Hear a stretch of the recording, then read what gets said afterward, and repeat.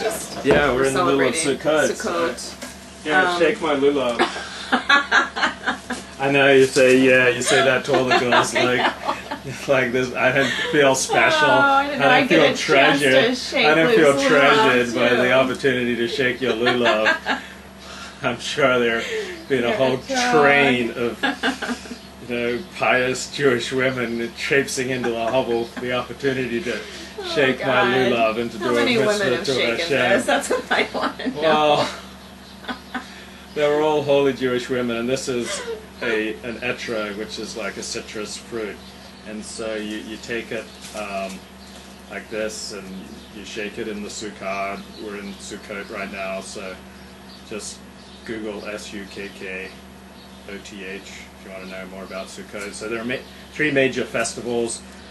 This is the Harvest Festival, usually falls in September, October in the Christian calendar.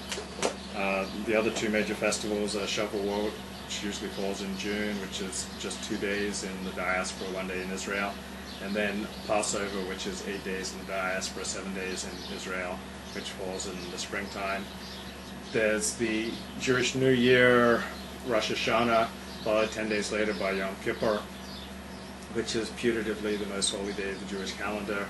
Then there are the holidays that are not holy days, where you're not restricted in the work you can do and whether you can drive a car or turn on the lights, such as Purim and Hanukkah. Then there are all sorts of other holidays. Golda Meir's birthday is always a favorite of mine.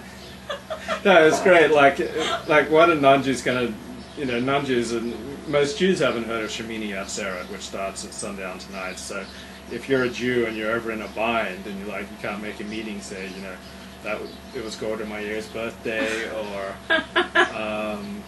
had to search for chametz, or it was my favorite Hasidic Rebbe's birthday, or the day he died, or this is when a certain book was written, or this is the New Year for trees, because there are 4 different New Years in the Jewish tradition.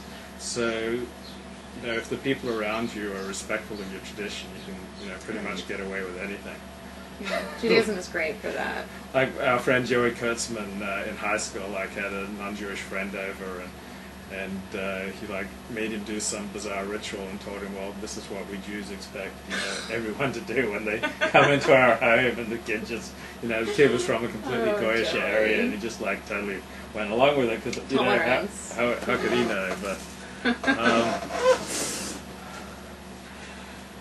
oh man, that's a long question. Yeah. The role and function of these holidays. Well, are there certain... it's been a while since I've read My Name is Asher Lev. Are there certain holidays that he focuses on, or that... I don't remember. I don't remember. I'm sure many of them play a role. The ritual surrounding them, fill books this long on a shelf. Just Google Jewish holidays and go to the Wikipedia entry. Most cherished within the community. Different people will have different favorites. I don't know anyone who doesn't like Sukkot. Yeah, so Sukkot is probably the most joyous of the holidays. Long question. Yeah. We'll just move on to number 7. What about the figure of the Rebbe as presented in the novel? Does he play a role only in Hasidic Judaism, or does the Jewish community at large have such a figure? And is there ever more than one Rebbe in the world at any given time? There's only one Rebbe in the world currently, and that's me, your moral leader, Luke Ford. And basically all Jews obey and revere and follow me and everything I say. And when I walk down the street, little children pull on my fringes, my seat to ask for blessings. It's a burden, it's a responsibility, but I accept that God has given this to me. And so, I live my life kind of interceding for the Jews, directly with God because of our special relationship. Luke's our Jesus. Yeah, I'm kind of like Jesus Christ with the Jews. Okay, as I mentioned before, the figure of the Rebbe is only in Hasidic Judaism. Only in Hasidic Judaism is the Rebbe this figure that has a special relationship with God that ordinary people don't have, and can intervene with God on behalf of the Jewish people. So the Jewish community at large doesn't have a Rebbe. That's solely in Hasidic Judaism. And so, is there ever more than one Rebbe? Each of the Hasidic sects, not all of them will have a Rebbe. Some of them don't have a Rebbe, but many of the Hasidic sects have a Rebbe. So there are many Rebbes in the world right now. And while there are a lot of responsibilities in being a Rebbe, it comes with a lot of privileges. It's good to be a Rebbe. My sect is the Pornisha sect, and they came from Poland, and now they spread all over the world, but they all look to me for religious guidance. One of the big Rebbe's was in town a couple weeks ago. Oh, here really? in LA. I think it was the Biala Rebbe. Or something. Yeah, did he eat at your house? He did Or not were you eat at my kosher house. enough? No, but he made an appearance at a gathering, and there were all sorts of people gathering around him to get blessings, and then they even donate people money. outside of the Yeah. Hasidic Jewish tradition were Yeah, still yeah. kind of flocking to the Rebbe. A bit of a celebrity. Yeah, like people would line up for hours to get a dollar bill handed directly to them by the Lubavitcher Rebbe. Yeah, I think I remember when the Biala Rebbe was in town a few years ago. There's much more gender separation in Hasidic Judaism, so he was talking Yes. to the men in one room, the women were supposed to stay in the kitchen, but some of the women came out, and the Rebbe, who was speaking in Yiddish through an interpreter, like said, it'd be better if the women went back to the kitchen, and said that my date got offended. She was Orthodox. My date got offended, and we had to leave. But I don't understand why she got offended because the Holy Rebbe said that women belong in the kitchen. Oh my gosh. I mean, Yeah, it's why not would offensive she? at all. Why would she get offended at that? Yeah. Like some people, they're just so sensitive. Hypersensitive. Hypersensitive. Now I got a friend who buys Hasidic friends. Like I got a friend who's a modern Orthodox Jew, and he just loves Hasidic Judaism, or at least his picture of Hasidic Judaism. So he gives a lot of money to this one Hasidic group, and so they come into town every few months, and they may stay by him and have a few meals with him, and he buys his Hasidic friends, and buys this special relationship because he has this notion that Hasidic Judaism is this ecstatic experience, filled with God intoxication, and so you'll find a lot of non-Hasidic Jews who have very romantic feelings about Hasidic Judaism, and would donate a lot of money to it because at least these are the real Jews. So that's an advantage to living an Orthodox Jewish life, is you have no doubts as to the authenticity of what you're doing.